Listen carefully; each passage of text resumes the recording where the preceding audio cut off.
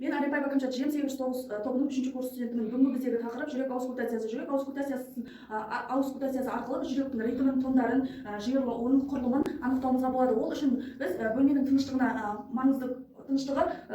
көңіл аударуымыз қажет, және де фонендоскопты жылытып алуымыз қажет, және де науқастан дем алмай тұруын сұраймыз. Негізгі жүрек аускультациясының 5 нүктесі бар. Бірінші нүктесін біз пальпация жасау арқылы тауып аламыз. Ол митралды қақпақшаға сәйкес келеді. Міне белгілеп алдық. Екінші ол аорта қақпақшасында екінші қабырға аралыққа сәйкес келеді. Ол төстің оң қырында. Міне екінші қабырға аралық тауып алдық, белгілеп қойдық. Үшінші нүктесі ол екінші қабырға аралықтың төстің сол жағына сәйкес келеді. Ол өкпе сабауы қақпақшасында тыңдаймыз. Үшінші нүктесін белгілеп алдық. Төртінші біз төстің негізінде орналасқан семсер тәрізді өсіндісінде тыңдаймыз. Ол үш жармалы қақпақшасында тыңдаймыз.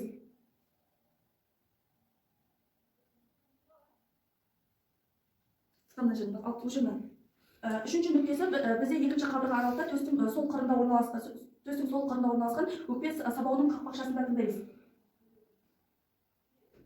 Үшінші нүктесін тауып алдық. Одан кейін төстің негізінде орналасқан семсер тәрізді өсіндісінде тыңдаймыз. Ол үш жармалы қақпақшада тыңдаймыз. Ол бізде осы жер болып табылады.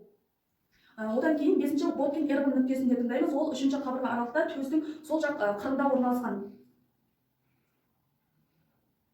Осы жерде 5-ші нүктесін тыңдаймыз. Біз одан кейін сол әрбір нүктеде тыңдап көреміз. Бірінші нүктесі сезіліп тұр.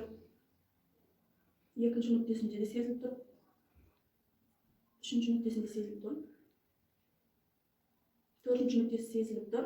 Ең соңғы Боткин Эрбан нүктесін тыңдаймыз. Сезіліп тұр.